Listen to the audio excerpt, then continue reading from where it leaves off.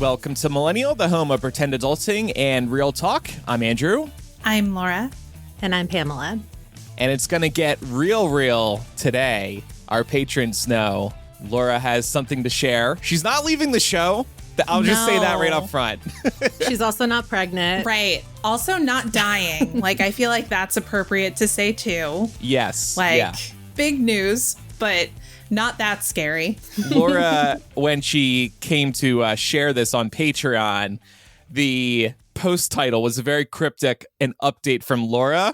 Yeah. If I was a patron seeing that, I'm immediately thinking, like you said, dying. Another one bites the dust. Yeah. Yep. Or leaving the show. Right. Same thing. That would make the third person to leave the show, but you wouldn't be the first person to die after leaving the show.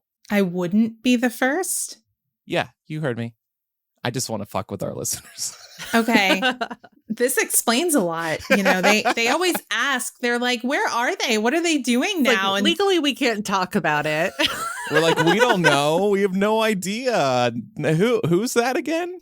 Andrew's like, it's not like I dumped somebody in Lake Mead or anything like that. Hopefully no new listeners are coming into today's episode because that was an interesting start. But if you're new to the show, thanks for checking us out. Push that follow or subscribe button like you're heating up that toaster to make bank-breaking avocado toast. And that way you'll never miss an episode every Wednesday. And also visit Millennial Show for more about the podcast.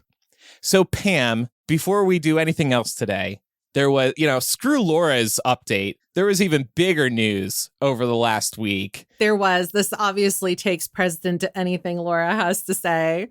And it's that Taylor Swift dropped the Tortured Poets Department, which is her brand new album. And surprise, it's actually a double album. So there are 32 songs on it. Actually, it might be 31. It's somewhere in between there. Don't cancel me. It's 31 because 31 backwards is 13. I saw that on Twitter. There you go. Yeah, that makes sense. So 31 tracks in total, which means that I got very little sleep on Thursday night. Just as I was about to take my sleeping pill, Miss Taylor Swift dropped the rest of the album. Oh, that would have been so great if you did take the sleeping pill and then 10 minutes. I would have been fighting for my life. I know, exactly. Trying to stay away. It would have been like a fever dream. Yeah. Probably. Honestly, a lot of this album did feel like a fever dream. And I think that is kind of indicative to how a lot of fans felt when they were experiencing this album for the first time. It is kind of steeped in some of the sounds that she's played around in before. I would say it really is very much like 1989 Taylor's version Vault Tracks meets Midnight's. It's got a very mellow vibe overall. So it's interesting to kind of see that she decided to go with that sound. I have some additional thoughts about whether or not I think that's a good idea, but maybe I'll save them for the end of my review. But I think that overall, this is an album that really is going to grow on people. Like I said, I listened to it all the way through, but I had a way different listening experience reading the lyrics along with listening to the album later. And I truly believe that is where Taylor always shines, is in her storytelling and in her lyrical work. And if you look at it from that perspective, her pen game is the strongest it's ever been on this album. There are some really the vulnerability is palpable.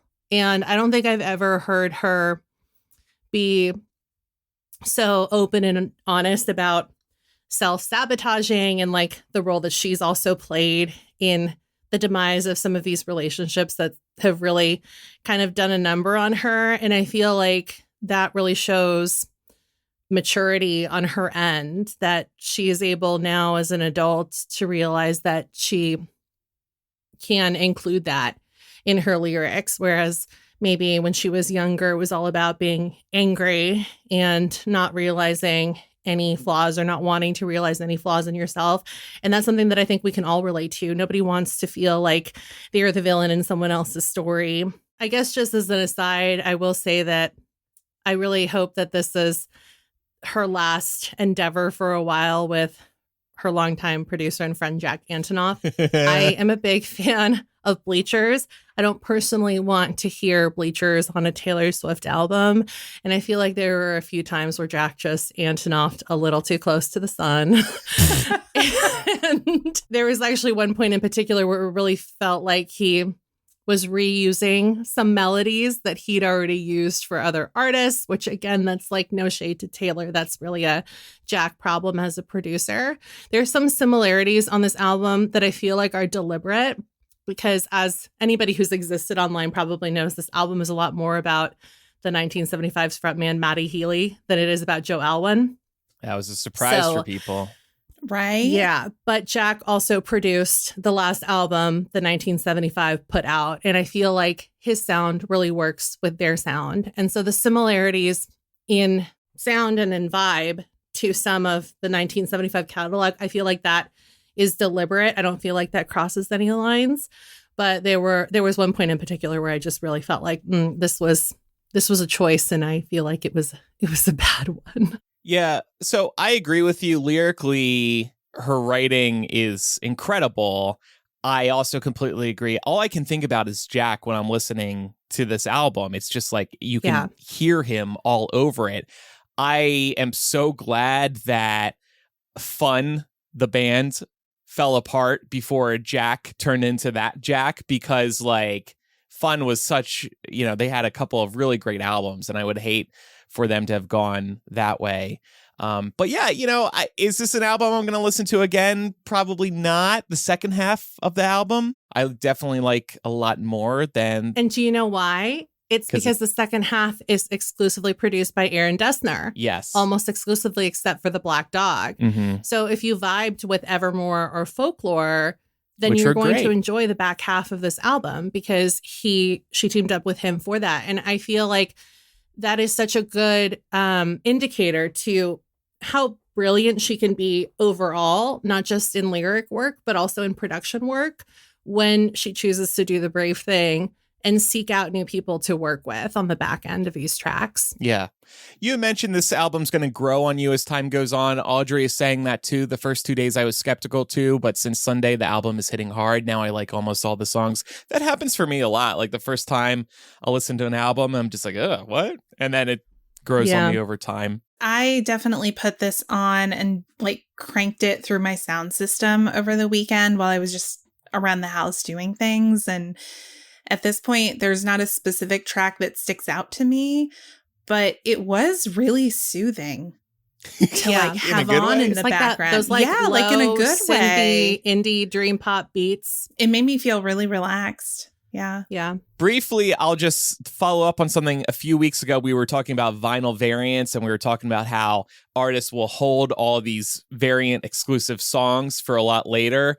Well, it turns out in this case, they all came out with this double album. Yeah. So like she had 4 vinyl variants and each vinyl variant had a bonus track. So all 4 bonus tracks are part of this anthology. It's technically called the Torture Poets Department, the Anthology. I am personally waiting for her to press that vinyl because I would like the full set. For sure. I have the manuscript variation here behind me.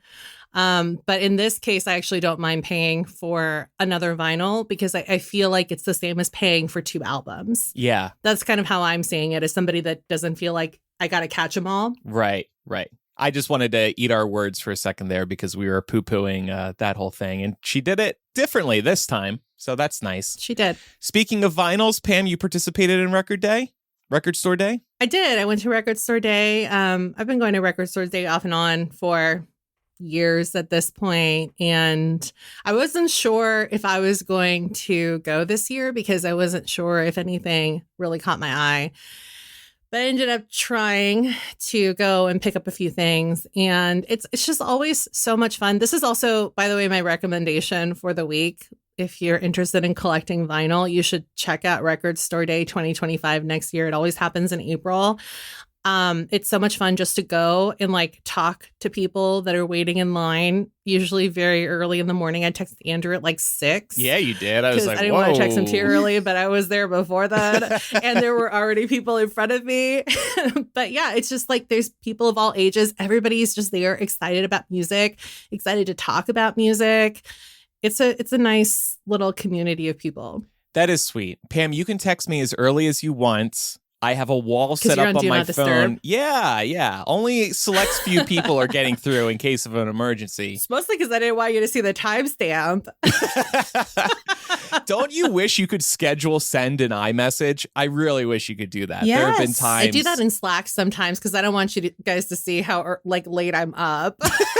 Thinking I about don't care work. about that. Well, see, sometimes I schedule send on Slack because I don't want to bother you until the next day, but I'm thinking of it the night before, let's say. Same thing with texting. I'd rather Right. just schedule send a text.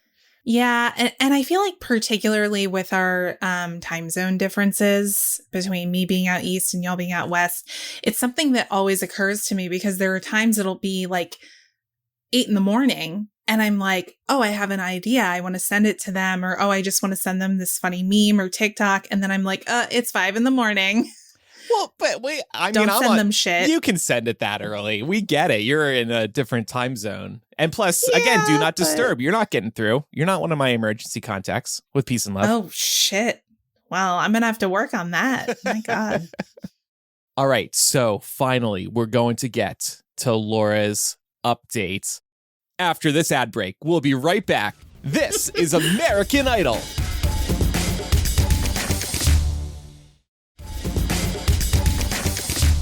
I did want to share something on the show that I recently shared with our patrons, who really kind of helped me figure out the best way to provide this update on the show.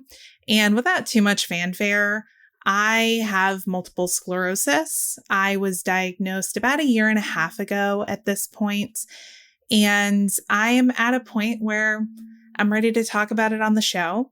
I actually wasn't sure when or if I would be ready, but I'm in a really good place with it and with my body and the reality and with what life looks like. So I felt like it was time. Yeah. I don't know if that's a great way to intro it, but here we are. I have MS. I don't think there's a wrong way. And you said, you wanted to share it at some point and whatever time was right. I mean, you never had to share it with everybody, but I also think no, not at all. This speaks to the relationship that we've had with our listeners over the years. And like I said on Patreon, when you shared this, we got such a large response from listeners supporting you, of course, and asking you questions. It was really nice to see. Yeah. It was overwhelming, honestly, because here I was thinking, because I posted it last week after we did the show, because I was like, okay, y'all, are we going to do this next week? And I was kind of like, I was being a little bit hedgy about it and being like, oh, we could do it next week or we could do it the week after. It doesn't matter. But Andrew and Pam were like, no, let's do it next week. And I was like, okay, good. And it's one of those things where it's like, when you want to do something, but it's still a little bit scary. Yeah. So that was kind of the feeling I had before I pushed the post button. Immediately, it was like dozens of comments started coming through, and they were so supportive and loving and wishing me all the best and being sorry to hear about the news, but also being really affirming and asking really great questions, which is really what I wanted, because honestly, I didn't really know how to come on this show and have a discussion about my multiple sclerosis and like where to even take that, because there's a lot that you could get into. So I was like, I'm just going to let our patrons help me figure out what kinds of questions most people are going to have. So thank you all so much for the help and the support there. And it was also just like so heartwarming and overwhelming in like the best possible way. I definitely cried. And Laura texted us a picture of herself crying with a peace sign. Like, yeah, because we were all texting and Andrew was like, oh, wow, look at how many comments there are here. And then I was like, I know it's beautiful and overwhelming, and I'm like so moved by it. But so I sent this selfie of me like puffy faced, red, crying, making the peace sign. Oh boy, just did the fucking balloons sweet. on Apple. Oh, I just did the fucking balloons. Oh no. Like, surprised I have MS. Right? Balloons. It's like apparently therapists are really pissed about this feature because it's getting accidentally activated during like very sensitive moments. Oh my God. Over, teletherapy. Wow. So, I mean, I don't know. I think you can leave it in. I think it's funny. okay. And so does Apple too, apparently. Backtracking a little bit, Laura, to kind of maybe the beginning of when you first got diagnosed, how did you decide when it was the right time to tell friends or even family? Yeah, so I actually didn't tell most people for a few months. I was like really guarded with it. Originally, only Mark and Elisa knew. And I decided to tell my family when I got closer to getting my official diagnosis, like the point where you're pretty sure you know what it is, your doctors know what it is, you're just kind of waiting on that final confirmation to push you over the finish line. I was like, okay, now's the time to like tell my parents and my brother. I told my brother a little bit before I told my parents, mainly because I process things through dark humor and he's one of the funniest people I know. So I knew that he would match my energy on that. And it was actually really cathartic to get darkly humorous about this. Do you guys do that thing too, where you think where like one of you has like some kind of maybe bigger news to share, and then then you ask the other one, like, how do you think is like the best way to tell mom and dad so that they're not freaking out? Yeah. Did he give you any advice with regards to that? His advice was, don't do what you did when you told me, because apparently because when I told him, it was still so fresh for me that I like didn't know how to say it.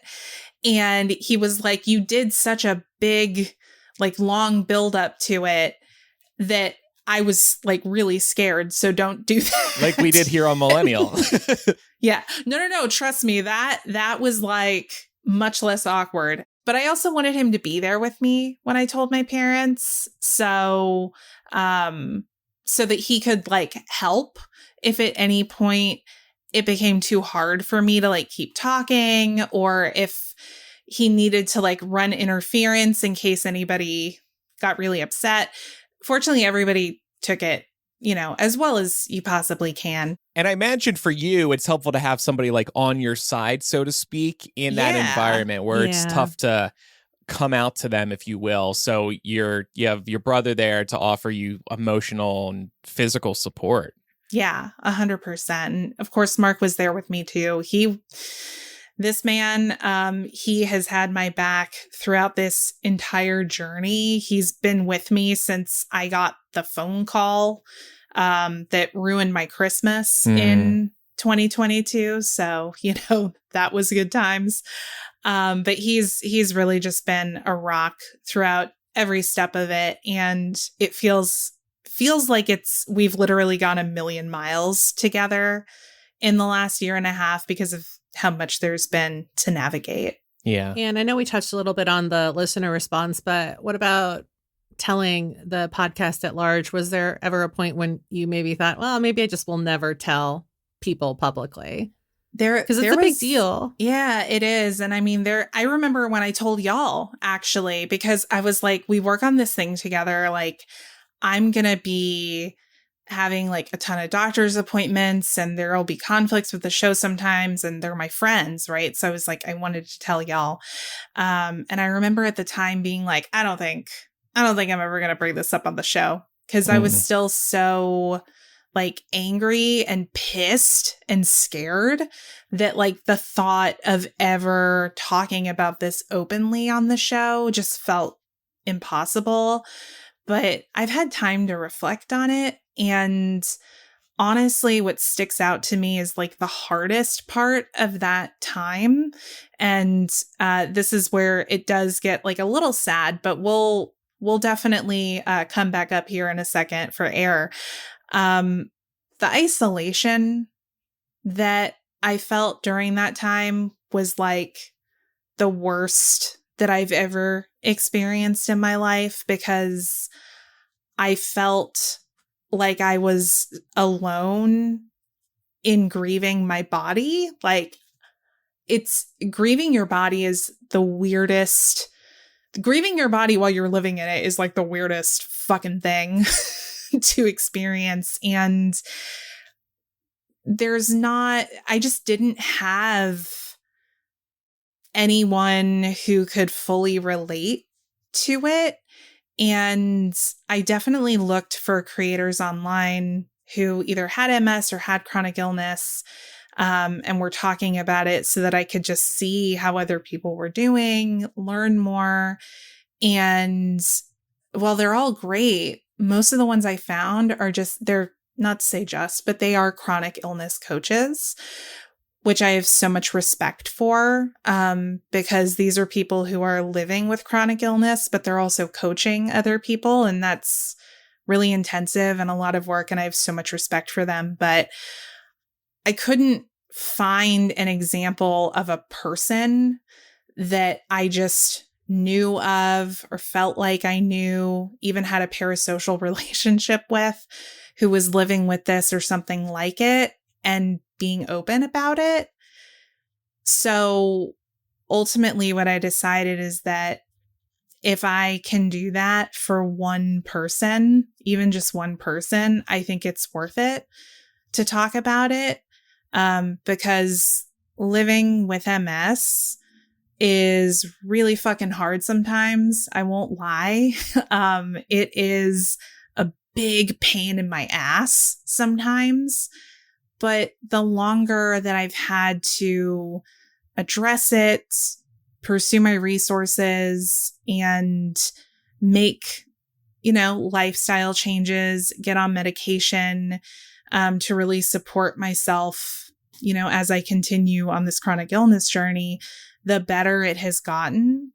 And I think if one person can hear that who's dealing with MS or another chronic illness, I think it's a win at the end of the day. So that's my long-winded way of saying, like, I kind of wish that I had known of someone who was doing this back when I was going through it, so I could see an example of a person who was living with this, but also living their life.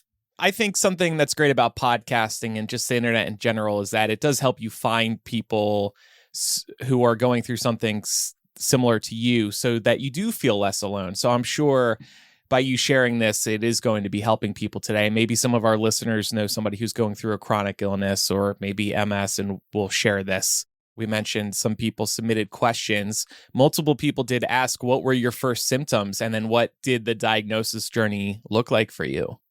My first symptoms were things like numbness in my legs and feet, difficulty walking. I had a couple of falls because of it, as well as balance issues.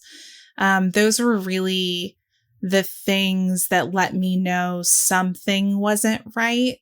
But the weird thing that I'll say about it is, I don't know. Y'all let me know if I'm wrong about this. Do y'all spend a good deal of time thinking about how your feet feel? Is that something you ever think about? I feel like I should be telling you yes, but no. Right. No, I don't. I feel like I don't notice unless they hurt. Yes. And then I spend too much time thinking about like if it's normal or if they have hurt before. But I think that's mostly anxiety. I think a big wake up call for me was, I don't know if y'all remember this. I definitely chronicled it on the show in the summer of 22.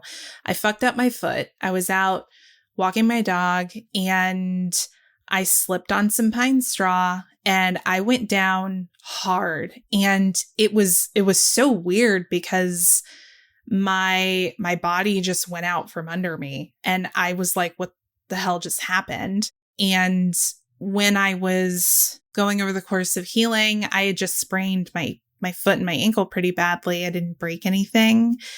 But it became pretty clear that my walking wasn't getting better as I was healing and going through physical therapy. So I had one doctor and a physical therapist I was seeing at the time both make comments because my gait was abnormal. I was also just like constantly losing my balance. So I had these two medical professionals be like, so that's not getting any better.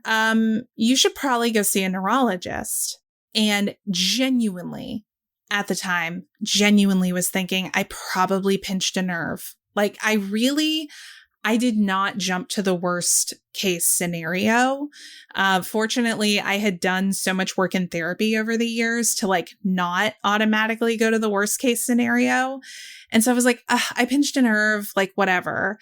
And when I went into the neurologist, first of all, they saw me walking into that office and they were immediately like, no, you need to get in this wheelchair. Oh, like wow. they were not comfortable with my walking. I clearly was a fall risk. So I went in and I'm just doing this evaluation with the neurologist, and they have a couple of tools that they use to just kind of gauge sensation. And one of them is this, I forget the fancy medical name for it, but it's this almost like long, pointy stick thing, but it vibrates. It has a really intense little vibrating sensation. So at first he tested it on both my hands and asked me, can you feel that? And I was like, yeah, I can feel that. Then what floored me was that he did it to both of my feet and I could feel nothing. And that was the first time that I realized, holy shit, I can't feel my feet. And then I had to go for my first MRI after that. And the doctor I was seeing at the time called me 2 days before Christmas. And this person did not have the best bedside manner. So the call literally goes like, ring, ring. I pick up. Hi, is this Ms. T? Yeah, this is she. And then, hi, this is Dr. So-and-so. And I go, oh, hi, Dr. So-and-so. How are you doing? Because again, I'm totally thinking they're not going to find anything. And this man just goes, well, unfortunately, it definitely looks like MS. Not a Merry Christmas for you. Oh, See you in the man. new year. We'll revisit this after the holidays. And your birthday. Yeah, I know. It was like right after my birthday, right before Christmas. And I was like, what the fuck? So, I mean, obviously, I handled it extremely well. I didn't. I would pass out. It was no, I legitimately was like hyperventilating for 20 minutes. Mark had to like coax me out. I was in this spot, actually. I was working on stuff for the show. And he had to like coax me out and like make me go lay down. So had that happen. And then it was like radio silence from this neurologist's office for weeks. I kept calling them to be like, okay, we got to get this fucking show on the road. Like, it's the holidays. Sorry, girl. We'll deal with you later. Yeah. And I was like, bitch, I only get one body, right? Like, this is a disease of the central nervous system. You can't replace that. Yeah. Right? Yeah. Like, my immune system is being a fucking idiot and attacking my body. So I need us to do something about it. And they were just taking forever and forever and forever. And I was like, fuck this. So I ended up going to Mayo Clinic down in Jacksonville, Florida, to get my official diagnosis, because this man was not driving things forward. He wasn't scheduling me more appointments to, get me my finalized, MRI scans or to get me started on any kind of treatment. So I was like, fuck this. I only get one body. We're going to drive down there. I'm going to get my diagnosis and then we're going to start treatment. So we went down there a few months after this. So, well, it was a couple months. So it was like mid-February when we went down. Mayo Clinic, by the way, fucking phenomenal. I hope nobody ever has an occasion to need to go there. But if you do, it is like medical Disney World. That's nice. That's the only way I can think of to describe it. It's fantastic, like state of the art technology that you'll never see in any other medical setting. It's incredible. They had me fully diagnosed in under 24 hours. Wow. They were amazing. Yeah. And when I had trouble getting my treatment started here in Atlanta, they just went ahead and got me in for my first round of treatment. So I had to go back to do that.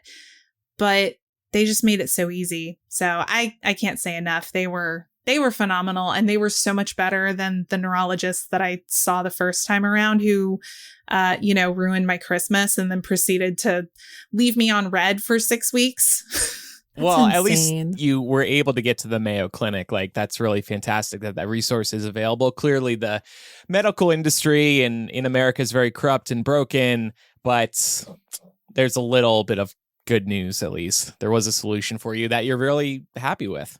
Yeah, and I mean, I do want to acknowledge too, like I'm really fortunate because I have these resources available to me. Millennial has the best healthcare in the podcasting world, honestly.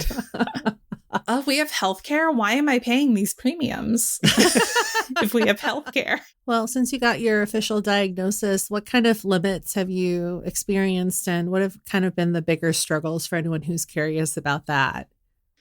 I would say in general, fatigue is like the umbrella that I would house everything under. MS fatigue is just really referring to kind of your limits looking different after you've, developed an illness like MS. Like, I don't have the same physical stamina that I used to have before. I can't do a full day of work plus the podcast and also be like running multiple loads of laundry all throughout the day, plus doing a bunch of cleaning. Like that, trying to do all of that in the same day would be too much. It would wear me out physically and mentally.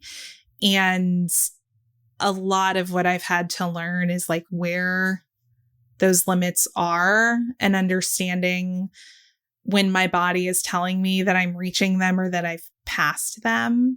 So fatigue can kind of manifest in a bunch of different ways for me specifically. I can't, I can only speak to my personal experience with this. Everyone's MS is different.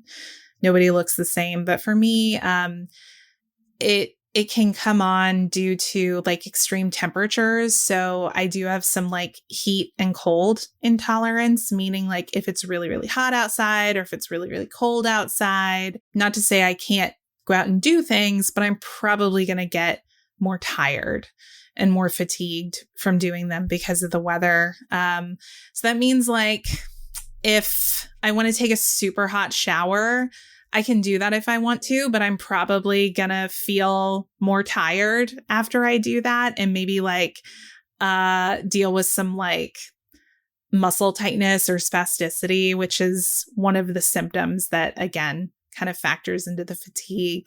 It worsens my ADHD sometimes and can like really make me feel overstimulated if a lot of things are going on. And any kind of walking or standing in place that is happening for a sustained period of time will start making me really fatigued. And then Kristen asked, how are things going? Are you on any medications that are helping you? Yeah, tell us about the drugs. I am. What's Mayo Clinic got you on? So I get infusions twice a year to suppress my immune system because my immune system is the real asshole here. It's like literally getting confused and being like, hey, that fatty tissue that's protecting your nerves, I want to eat that.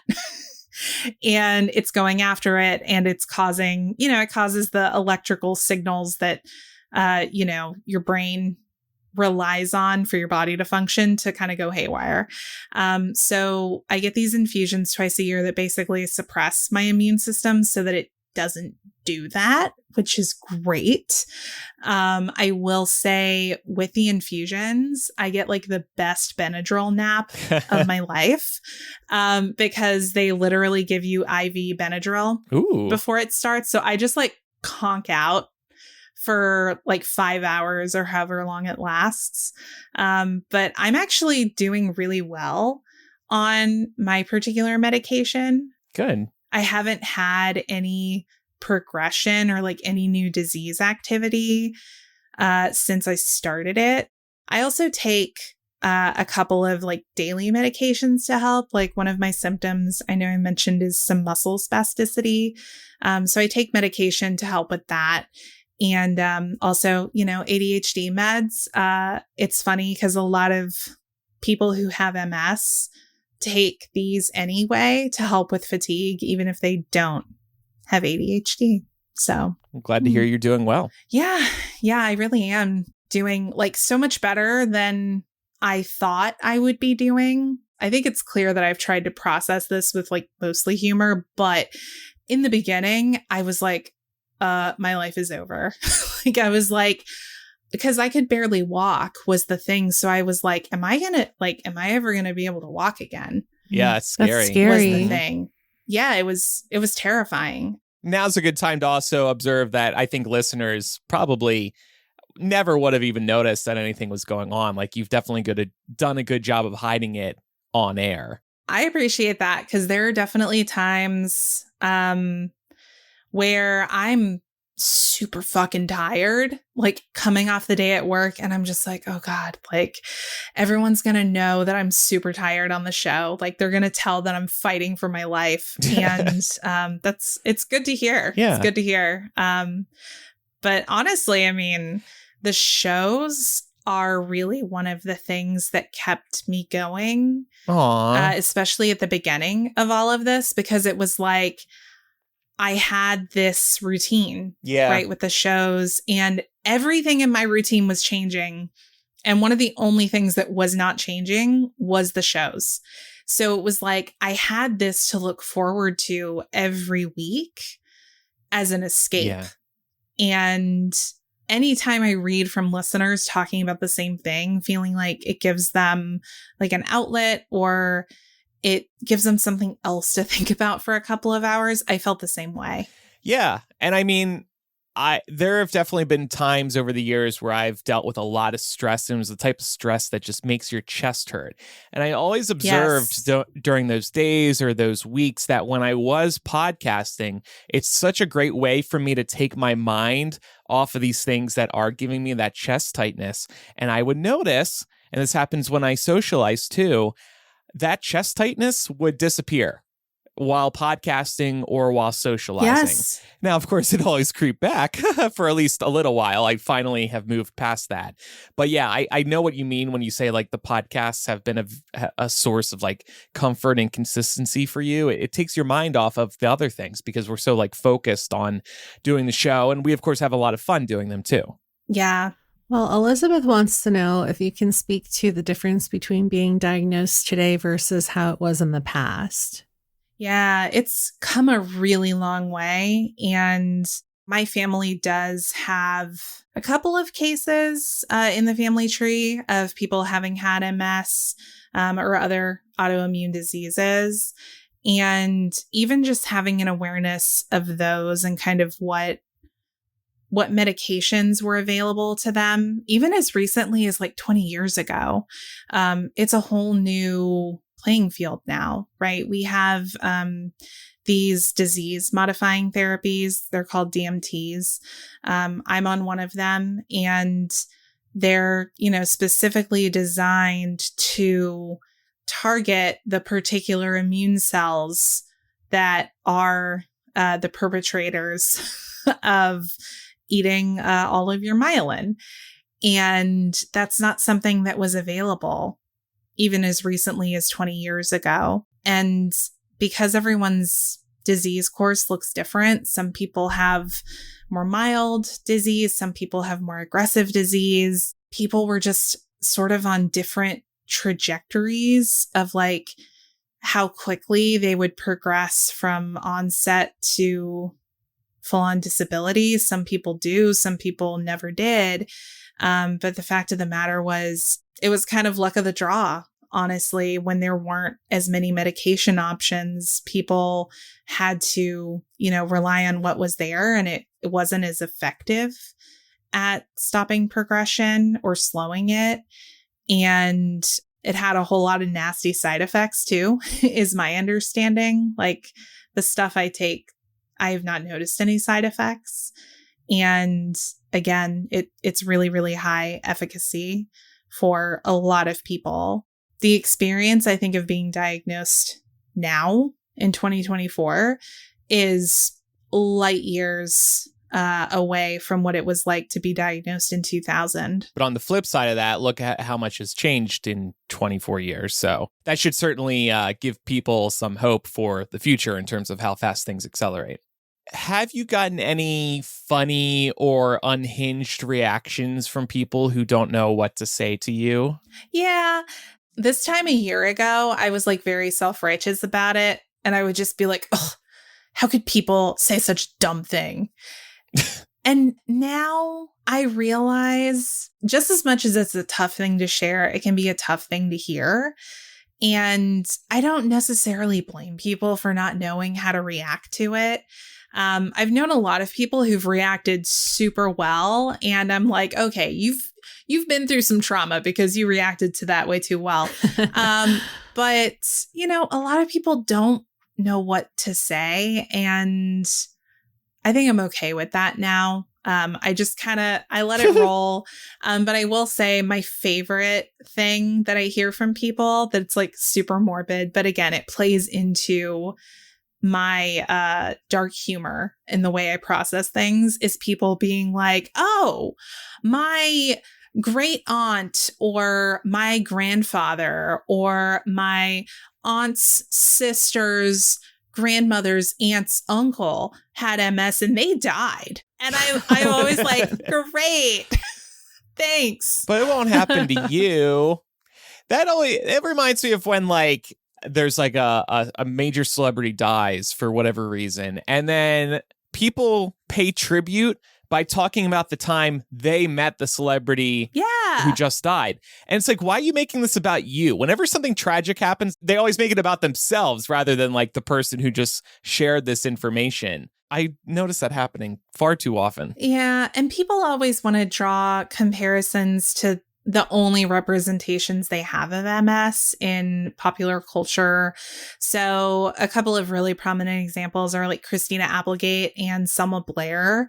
So those are the two that like I've had people bring up the most to me. And I'm like, yeah, they definitely have that, but please understand that everyone's MS is different. So just because they have it and I have it doesn't mean that I'm going to experience what they're experiencing or vice versa. Well, speaking of pop culture portrayals, we did get this kind of more fun question from Molly, who said, how do you feel about the portrayal of MS in The West Wing and other media? What do they get right and what do you wish they did differently? Wow, she really teed you up with the West Wing remark, knowing that's like your favorite show of all time. Perfect question for you. Well, okay, so the other thing is part of my own unhinged approach, I guess, is when I tell people to lighten the mood, I'll be like, my transformation into President Bartlett is nearly complete. For anyone who doesn't know, the president in The West Wing has relapsing remitting multiple sclerosis, and he's one of my favorite characters of all time. West Wing is one of my favorite shows of all time. I have it on a constant rotation. And when I got to the point where I was comfortable being a little lighter with people, I would just say, yeah, my transformation is nearly complete. Guess I'll run for president next. No, I won't. But I actually thought they did a pretty good job with it. I think especially considering that, again, everyone's MS is different. Like, I could not watch The West Wing and say that President Bartlett's MS looks exactly like my MS, because mine's a little different. But I thought they did a good job of portraying the relapsing remitting type of disease, which is also what I have, because what'll happen with it is if you're having a flare up or a pseudo flare, some of your physical symptoms may get worse for a period of time, but then when your flare up is over, they may actually get better. They may improve, or they may improve to the point where it doesn't, to the human eye, look like anything ever happened. And I thought they did a good job with that in The West Wing, because especially in the later seasons, there would be times where they would portray him being full on incapable of getting up and walking around to, then being able to walk around using a cane to then not needing to use an assistive device at all. And they kind of cycled through that a couple of times during the later seasons.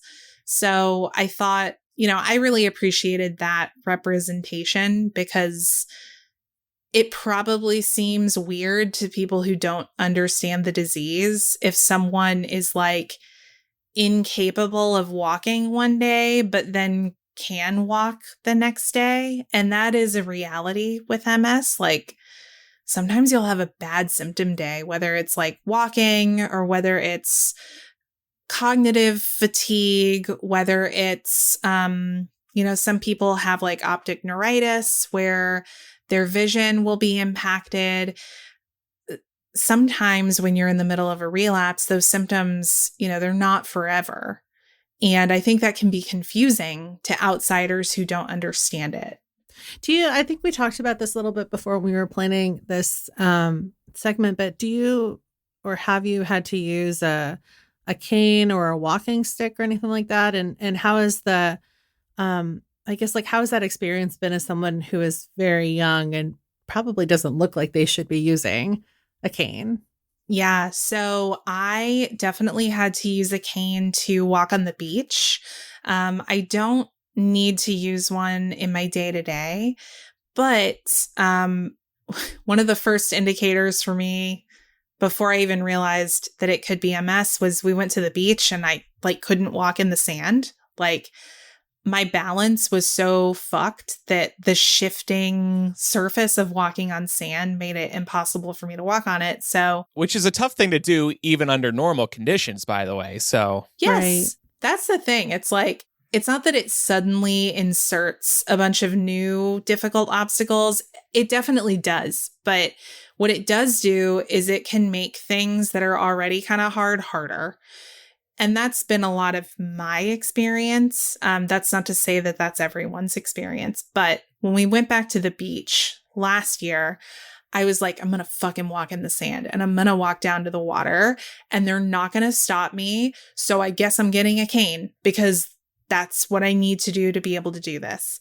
So I got one and I was able to do it. And I felt so fucking accomplished because I was like, yeah, is needing a cane to walk on sand at 34 the vision I had for myself? No.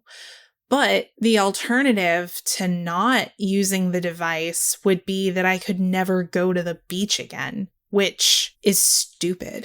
So, yeah. And you love the beach. Yeah. And you want to live as close to a normal life as you can. And you get to walk independently, I presume, thanks to the cane. So it's a good thing to have. But this also brings up a related question that we wanted to ask. And a lot of people asked, how does this affect your daily life? And Jessica asked, what kind of modifications do you need today that you didn't necessarily need before? Yeah, so I definitely had to get much more dedicated with having a routine. So I have to get 8 hours of sleep a night. I'm going to be honest with y'all, it does not always happen, but the result is that any of the remaining symptoms that I still have, kind of like the fatigue and the muscle tightness, it's all connected. So if I don't get enough rest, if I'm not getting good nutrition, if I'm not consistently moving my body in some way, all of those things are going to kind of contribute to making my symptoms worse that day. So I can always tell if I haven't hydrated right, if I didn't sleep enough, or if I didn't work out. Everything that I described in terms of my current limitations will be a little bit worse. And that's a good motivator to stay on top of the routine because it's not perfect. It doesn't suddenly wipe away every symptom that I have, and it doesn't suddenly make everything as quote normal as it was before I got diagnosed, but it does make it a lot better. I can feel the difference. It's like the most connected I've ever felt with my body, which is a plus that has come out of this for me. Cool. I feel like I just have a much better sense of when I'm reaching my limits than I used to. Yeah.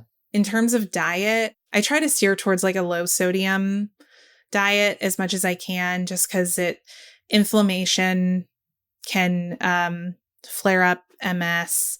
I've definitely had to incorporate some assistive devices. So I have a cooling vest that I can wear when I'm working out or when it's really hot outside so that I don't overheat.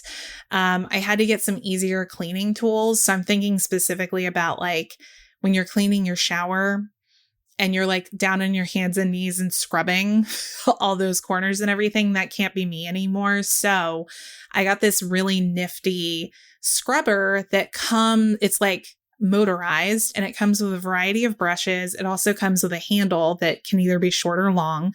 That way I can sit down in my bathroom and use this brush tool to go in and do all the heavy lifting for me, basically, in terms of the scrubbing and everything. We have this exact thing. It's a motorized brush. You can extend it for the shower. Yeah, but neither of us have MS, so I don't know what our excuse is. Okay, well, also, I'm just kidding. I mean, listen, you can make your life easier. I got a motorized floor mop, and that saved a lot of effort, even though I still threw my back out picking it up like 2 weeks ago.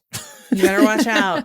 I had to get a grabber, like, and it's so funny. Oh, yeah, the little picker-upper thing. Yeah, because when I got it off Amazon, it was literally advertised as for seniors, like every single one. I couldn't find one that wasn't advertised for old people. Sorry to tell you, but my grandpa has 3.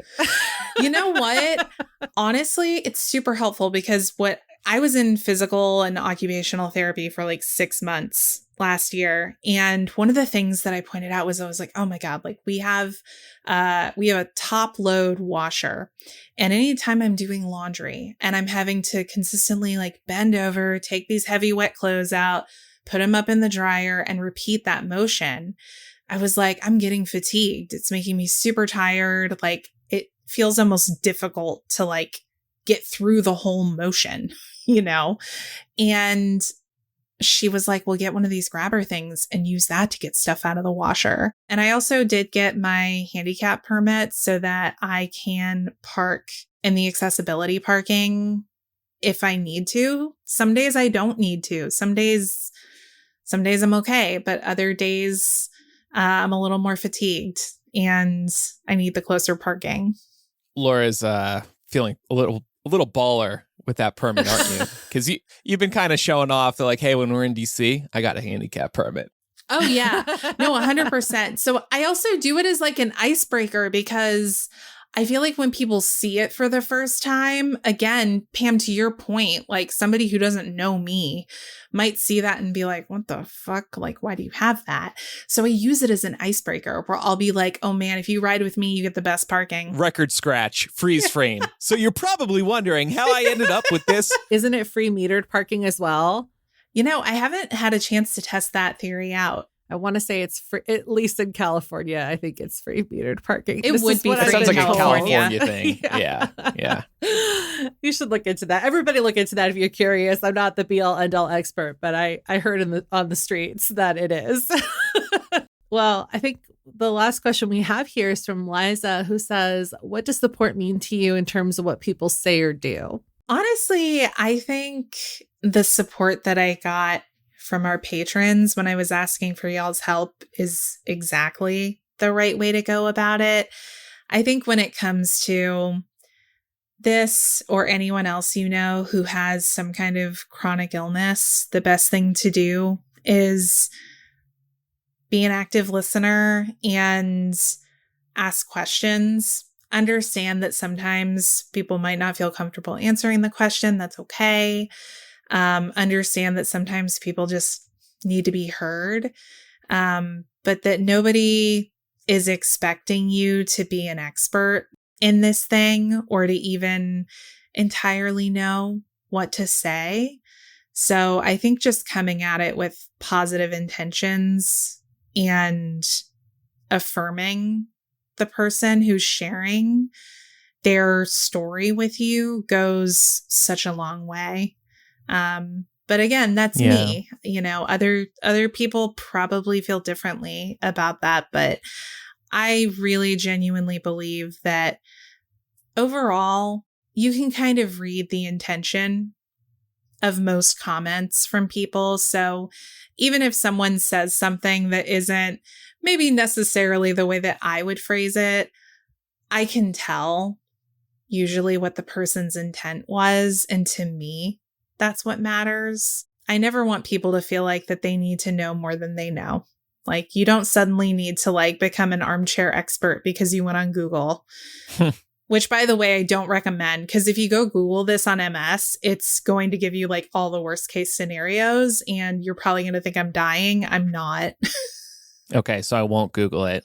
Don't. Yeah, it's not good for you. I made the mistake of Googling it and it didn't help. I'm sure. Yeah, geez. That's probably a good tip for everybody. As soon as you're diagnosed with something, don't Google it, because you'll see the worst case scenario. Well, Google tells you you're dying if you have a splinter. Yes. Yeah. Well, Laura, thanks for sharing all this today. Yeah. And thanks we're for with making you. the We space. love you. We support you. Yeah, of course. We're very excited about your handicap permit. And we're going to wrap up today's show by talking more about mental health and kind of tying mental health and what Laura shared today together. So we're going to take a quick break and then we'll be right back.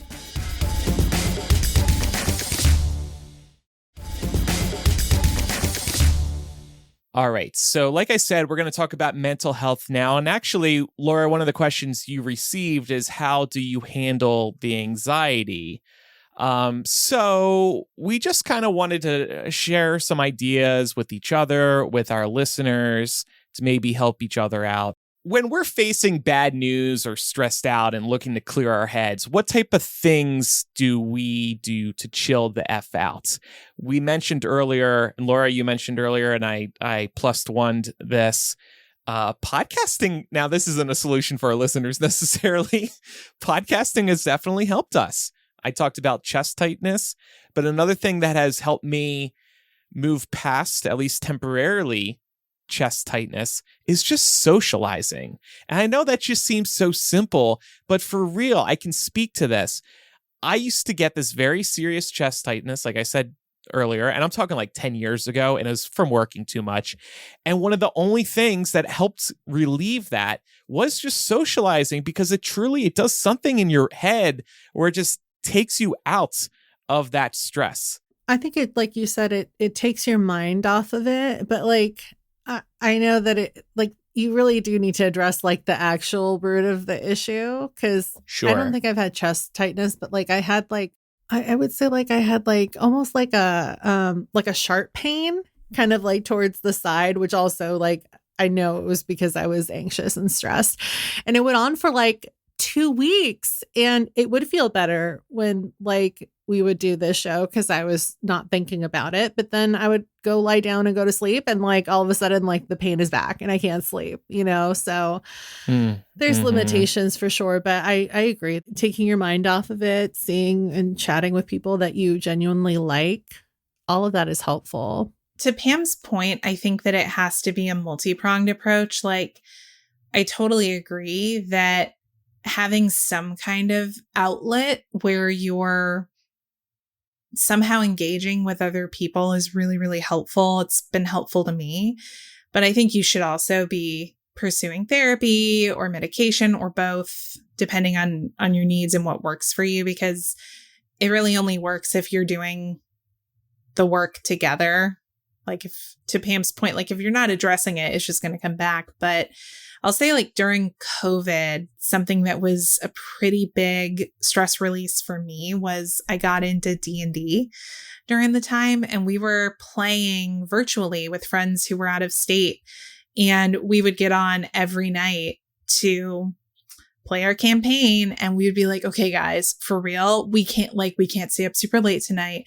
We're only going to do like 3 hours. And then it would be like 6 hours later, it's 3 a.m. and we all have to get up for work in the morning. But it was really helpful and took my mind off all the COVID stress and just gave me an outlet to creatively focus on. Mm-hmm. Yeah, it kind of transports you to another place. And I guess that's the theme here with socializing, or maybe going for a walk outside, or your D&D campaign. It really takes you into a different and healthier headspace, even if it's just temporarily. Yeah, I do the crossword puzzle, usually online, but sometimes I have like a little book. And so sometimes I'll do it like in the book, or I paint my nails when I'm stressed a lot. Like, I mean, I paint my nails anyway, at least once a week. But if I'm especially stressed, then I'll just like change the color. And it's a similar. For me, it's similar to like coloring. A lot of adults like to color because it forces you to, pay attention and make sure you're coloring inside the lines, especially if you get an adult coloring book that has a lot of intricate designs. So for me, it's like painting my nails is my version of coloring because I have to make sure I stay inside the lines and I do a decent job. Do you listen to some music too while you're painting your nails, or like a podcast? Or yeah, sometimes I do, or like an audiobook. Yeah, audiobooks, something that I only recently got into audiobooks. And one reason I actually like them is because prior to audiobooks, I was listening to podcasts, and these podcasts are nonfiction and they're about the news and whatnot. So it kind of keeps you grounded in reality. And in this case, it's not a good thing. Like, I want to escape when I'm walking with Brooklyn and listening to something. So I could, of course, listen to music as well, but audiobooks have been a nice way to continue to tune the world out while walking Brooklyn and while still listening to something. So that was a pleasant surprise for me. In terms of apps, and this is actually my recommendation for the week, I got a new device just last week, and I heard about it through Threads. It's called Brick, getbrick.app. And it actually helps you avoid using any apps you don't want to use. So basically how this works is you purchase this little device, and it has a magnet on the back so you can pop it on your fridge if you want. You leave it somewhere in your house.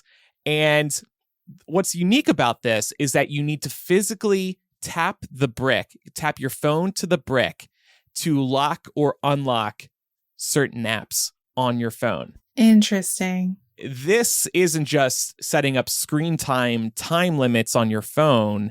There's this new physical barrier. I can lock these apps, right? I tap my phone to the brick. I leave the house. I'm a half mile away. I compulsively try to load up Instagram. I can't. And I can't go into screen time to disable it or tell screen time, oh, give me one more minute, which is something you can actually do with screen time. No, this sets up a wall. I really like this so far because it really sets up a good physical boundary. I can still have my phone with me for safety, for making a phone call, for listening to podcasts, but I block out the social media apps and other bullshit. So this has been really great so far. I would recommend that, getbrick.app. It's iOS only at the moment, but they say they are working on an Android app. Something else I want to mention, speaking of Apple, but of course they're on Android too, there's journaling apps. And Apple, within the last year, unveiled their own journal app. And it's a very simple app where, of course, you can write, but it also uses various elements from your phone, like your camera roll, location tracking, even the contacts you've spent time with, to create journaling suggestions. And I found the journaling suggestions to be really good. I'll get a suggestion at the end of the day. Oh, write about your hike yesterday. Oh, write about this collection of photos from a certain restaurant the other day. And sometimes I don't write with that journaling suggestion. I just let it collect those photos and the location and some other data it has, and then it pops it into the journal. So at least I can look back on it. But sometimes I do write too. And it's just been really helpful for capturing some memories and being able to easily look back on them. Journaling is really, really great. I usually journal by hand. I like journaling before bed. It's like an opportunity to take the trash out, as it were. Like that's how my therapist put it to me. Like it gives That's you a cool. space to like get anything that's like irritating you or bothering you about your day off your chest before you go to bed, so that you can mentally be like, okay, I put it down on paper. It is out of my head. I'm going to bed now, and I'm not going to lay there and think about this. But it also lets you make like a to-do list for tomorrow. So if there are things you know need to get done tomorrow, you can include them there. And on the flip side, if there's anything that was like really great about your day, you can chat about it before bed too. I really like that particular part of my routine, the journaling before bed. It's been super helpful. Well, to your point, you mentioned planning for the day ahead or the week ahead. I love the Millennial Weekly Planner and previous weekly planners I've used because for the same exact reason. you're thinking, let's say, right now it's Tuesday night and I'm thinking while recording right now, oh, fuck, I forgot to do this. Now I could let it linger and stress me out in my head, or I can just write it down in my Wednesday block. And now it's out of my head and I know I will remember it tomorrow because I have it on this piece of paper right next to me. So that has been very helpful for me too, in terms of like getting through my work week, just removing these reminders from my head when they do pop into my head and getting them out on paper. And then you get that. I love actually writing because then you get that sweet satisfaction of also crossing it out. I can't with these digital to-do list apps. You don't get the same joy out of them. Yeah, I plan out my whole week on Sunday nights I actually have it broken down. So I have like a section for work. I have a section for wellness because I have wellness goals that I'm trying to stay on top of now. And I have a section for the pods. So I break everything up into these 3 sections and I organize it out by like which things have to happen at certain times versus which things can just sort of happen throughout the day and doesn't really matter. And I do the same as you, Andrew. I do check marks. I love and feel so satisfied when I get to the end of my week and I get to check everything off. And it's like, fuck yeah, that was a good week. I did it. You check it off. You don't scratch it. I scratch it off. I'm like, get the fuck out of here, you little then bitch. You can look back at what you did. So it's like, if you check it, you're like, oh, yes. How about like just day to day? How do we take care of ourselves so that anxiety doesn't spike or we aren't slowly spiraling towards a panic attack? Because sometimes you can feel it coming on. I think one thing that really does help me is walking Brooklyn 3 times a day, morning, afternoon, night. It's just a little outside time. My nighttime walk with him is always longer. That's when I'm listening to the audiobook. But just getting away from the screens for a little while and just getting some fresh air really, really does make a difference. There have been times where I can feel my anxiety boiling up too, and I just go out back for a couple minutes. Time to cool off for a couple minutes. I have a really good routine that if I stay on top of, it really helps to quell anxiety and like other mental health issues. So it's basically like, gotta get 8 hours of sleep, should get up and work out in the morning. I'll be totally honest with y'all. I'm still a student in that category. It doesn't always happen, but when it does, I feel amazing. Then have breakfast, take a shower, sign on to work, get all my work stuff done. Then whatever podcasting stuff comes after, handle that. There's usually like time for a little bitty cat nap in between the two as well. So I pencil that in as well. And if I'm doing all of that, I feel at the end of the day so accomplished because I got everything done.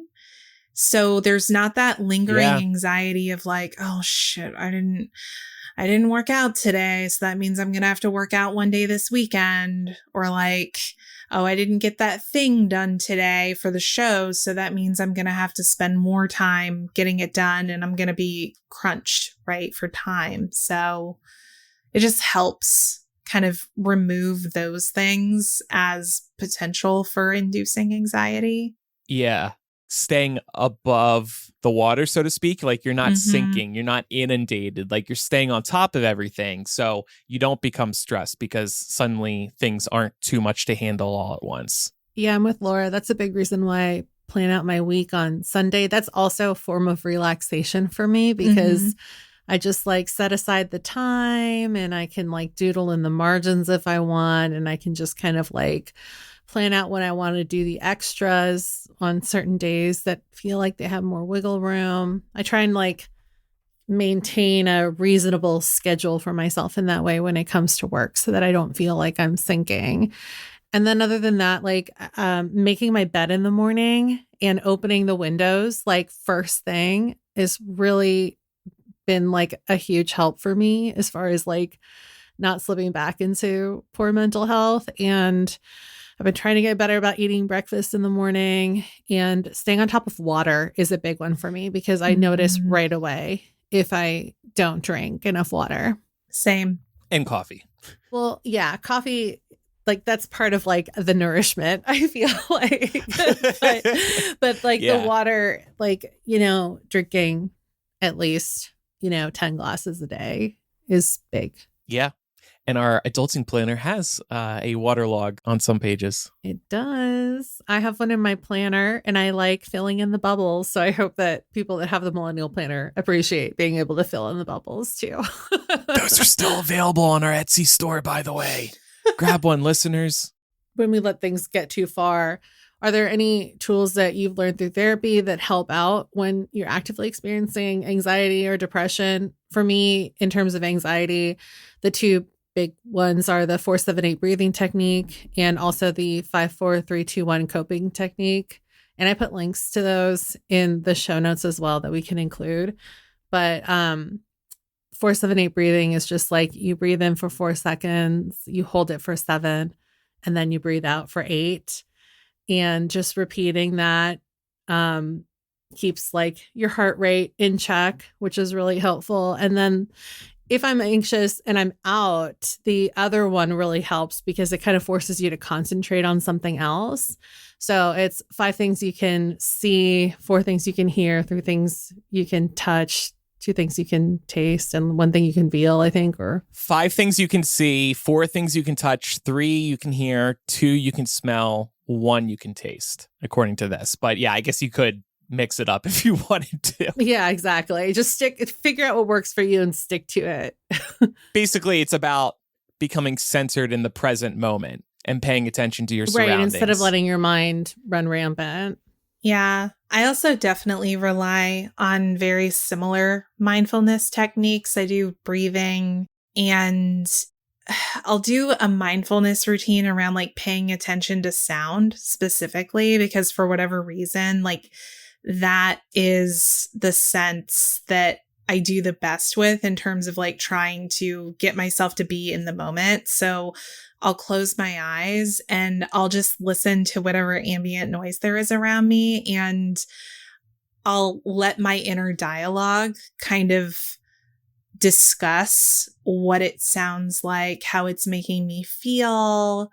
If it's like a sound that, I don't know, has any other like sensations accompanied with it. Like if there's like a fire in a fireplace and you're listening to the fire crackling, it also creates a smell, right? There's a smell that comes off a fireplace. So then I'll just try to be observant of everything to do with that. So it's pretty similar to what you described, Pam, and it really does help.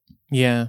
For me, through therapy, I've worked on noticing what my patterns are, my thought patterns are, to try and address those head on.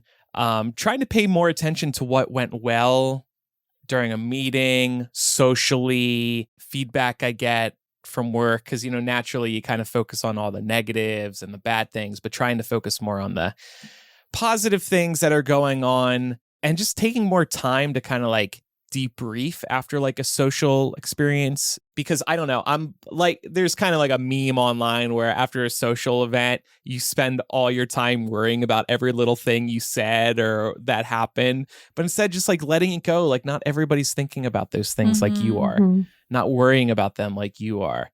I was just going to say, going back to focusing on the positive, something that has helped me just remind myself that good things do happen, even if it feels like a bad day, is in my planner. I have like at the beginning of every month, it's just like the monthly calendar, and I don't really use that for anything. So for the last few years, I've just been using that to write down one good thing that happened that day. And it doesn't have to be anything crazy. It could just be like, I really liked that dinner that I made for myself, and I'll just like write it in the box. And so that's a really nice way to just like look back and see that like, even if you had a bad day, or if like there were points of anxiety, you still had something nice that happened to you. Sometimes it's hard, but it's a good exercise. No, that's a good idea. Appreciating the little things too. It's a good reminder. Yeah.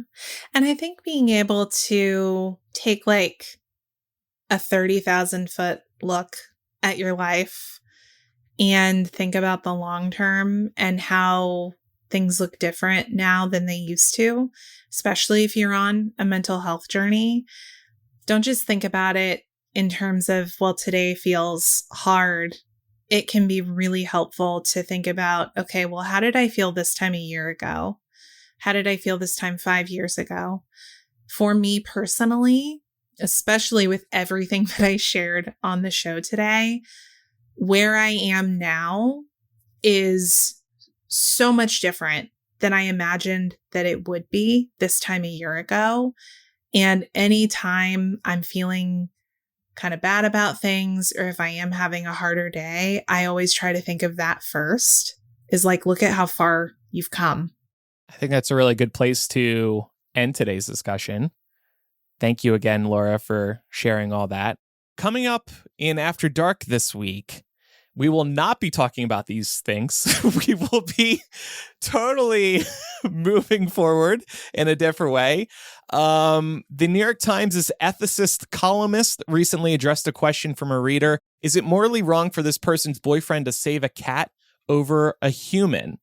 And that got a lot of attention on social media, so we could talk about that and where we would land on this matter. Would we save our pet or would we save our loved one if we had to pick? Oh my God. Which loved one? But yeah.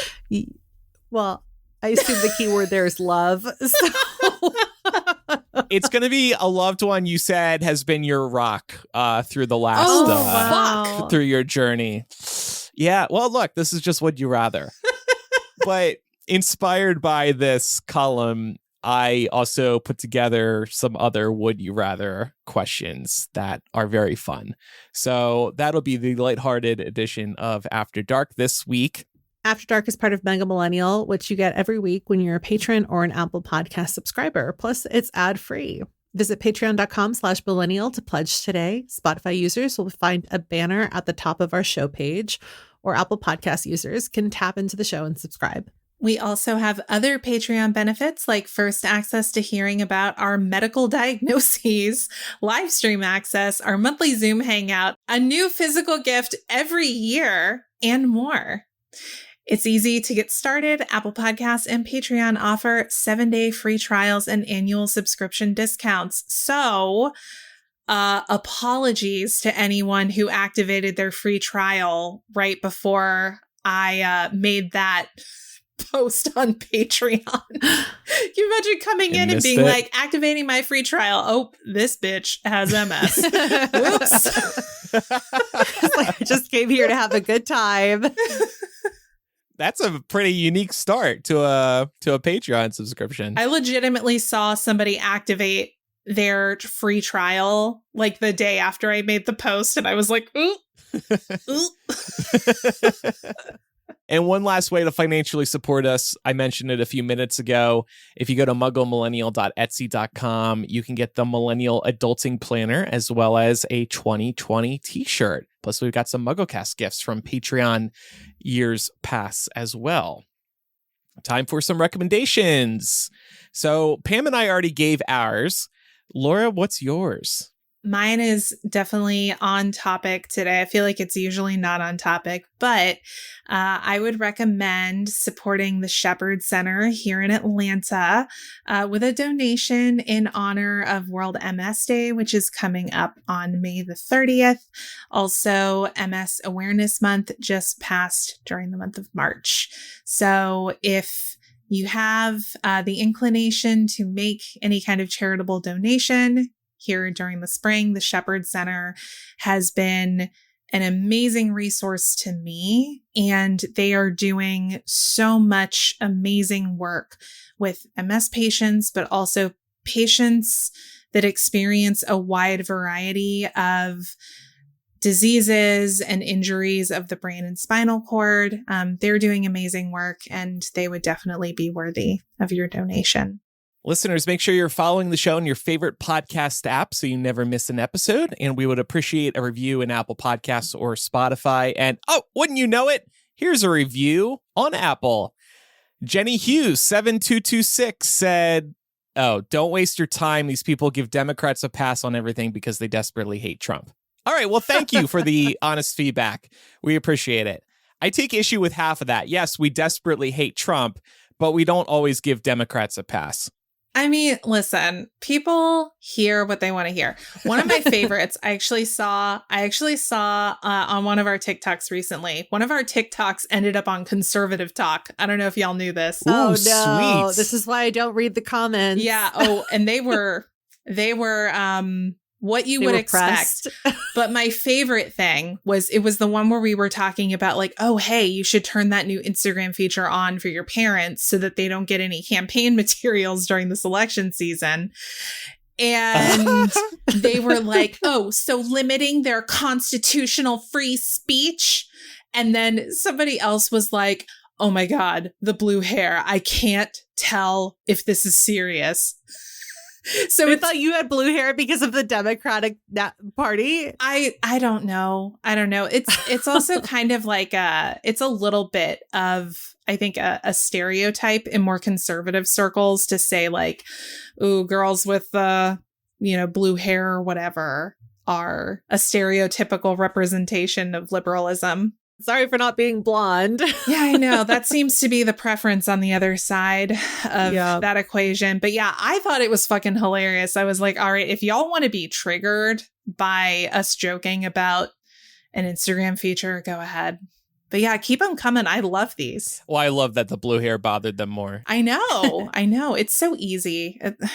It's easy. But of course, if you actually love the show, we would appreciate a positive review too to help wash ones like that away. So thanks in advance. To stay in touch with us, email millennialshow@gmail.com or visit millennialshow.com.